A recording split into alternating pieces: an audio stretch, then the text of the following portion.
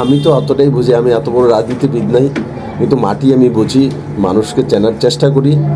এতটা আমি জেনে যা বাস্তব আছে, ত্রিপুরা মাতার সঙ্গে আমাদের অ্যাসেম্বলিতে অ্যালায়েন্স আছে, ত্রিপুরা সরকারের 2জন মন্ত্রী আছে, তো দেখা যায় মন্ত্রীরা আছেন, মন্ত্রিত্বে আছেন, তো অ্যালায়েন্স তো রয়েছে।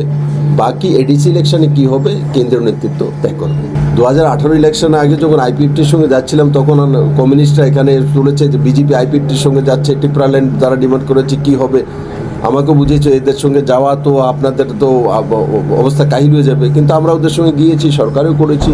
তারপর আবার সরকার এসছে, মানুষ বিজেপিকে ভোটও দিয়েছে, কমিউনিস্টকে বিতাড়িত করে দিয়েছে। এরা কমিউনিস্টরা এই ধরনের প্রচার করে থাকে, এই ধরনের তাদের খেয়ে দিয়ে কোনো কাম নেই, কাজকর্ম নেই, কারণ বিধায়কও নেই, এমপিও নেই, খালি বসে আছে। তো এদের কাজেই বসে বসে ন্যারেটিভ তৈরি করা, নেগেটিভ ন্যারেটিভ। তো আমরা বাস্তবে বিশ্বাস করি নরেন্দ্র মোদীর নেতৃত্বে ত্রিপুরা ডেভেলপমেন্ট হচ্ছে। মানিকবাবু এখানে মুখ্যমন্ত্রী আছেন, উনি ত্রিপুরা ডেভেলপমেন্ট করার প্রাণপণ চেষ্টা করছেন। কারণ কমিউনিস্টরা লম্বা সময় এখানে ছিল, অনেক জায়গাতে ওনারা স্পিড ব্রেকার তৈরি করেছেন। যেমন মমতা ব্যানার্জি এখন ওয়েস্ট বেঙ্গলের স্পিড ব্রেকারে বসে আছে, এখানেও তো স্পিড ব্রেকার এরাই বসেছিল। তো আমরা এখন স্পিড ব্রেকার হটানোর কাজ করছি। आप ट्राइपार्टाइट एग्रीमेंट में आप खुद थे, जो ट्राइपार्टाइट एग्रीमेंट जो हुआ था, तो उसका अभी तक कोई असर नहीं है। ये that is the main difference between this और दिस। এই ক্ষেত্রে একটু আমি সংযোজন করি যে প্রদ্যুৎ কিশোর দেববর্মন বলছে ত্রিপুরার কয়েকজন নেতা এই ক্ষেত্রে বা আপনাদের বিজেপি দলের কেউ এই ক্ষেত্রে বাধা সৃষ্টি করছে এই এগ্রিমেন্টটাকে বাস্তবায়িত করার।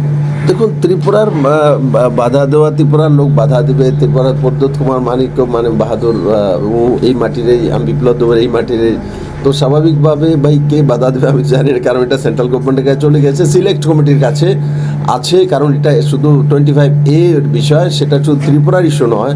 যেমন ল্যান্ড দিয়ে দেওয়া, land is the state subject, this is the rules of Indian constitution. তো আপনি ল্যান্ড যদি কাউকে দিতে চান, তো ল্যান্ড প্রাইম মিনিস্টারের কাছেও থাকে না, চিফ মিনিস্টারের কাছে থাকে, মাত্র ডিএমের কাছে, এসডিএমের কাছে থাকে। সবাই আমরা জানি ভারতীয় সংবিধানের নিয়ম অনুসারে। তো ল্যান্ড কোনো দিনও স্টেট সাবজেক্ট, ওটা কোনো জায়গায় কোনো দিনে অন্য জায়গায় দিতে পারা যায় না। তো স্বাভাবিকভাবে ল্যান্ড ইস্যুটা তো আলাদা বিষয়, ঠিক। তো আর তার জন্যই এই যে 25A সেটা সিলেক্ট কমিটির কাছে গিয়েছে। সিলেক্ট কমিটির মধ্যে সমস্ত দলের প্রতিনিধি আছে।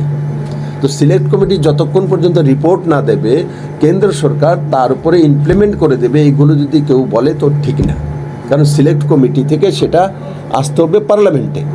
সিলেক্ট কমিটি যখন সেটাকে তয় করে পার্লামেন্টে আসবে, পার্লামেন্টে ডিবেট হবে, ডিবেট হওয়ার পরে তখন গিয়ে সেটা বিল হয়, বিল হয়ে তখন এটা রাষ্ট্রপতির ডাইরেকশন নোটিফিকেশন করে, দেন সেটা ইমপ্লিমেন্ট হয়। তো এখন সিলেক্ট কমিটির কাছে, সিলেক্ট কমিটির মধ্যে সব দলের প্রতিনিধি আছে। তো আমরা কোথায় আটকিয়ে রেখেছি? কেন্দ্র সরকার তো আটকানি। ত্রিপুরা রাজ্যের মধ্যে যাই জনজাতির ডেভেলপমেন্ট হচ্ছে, নর্থ ইস্ট হয়েছে, only for Amit Shah, Narendra Modi. The record Afsa আমাদের সময় ম্যাক্সিমাম শেষ, আফসা শেষ হওয়া মানে কি?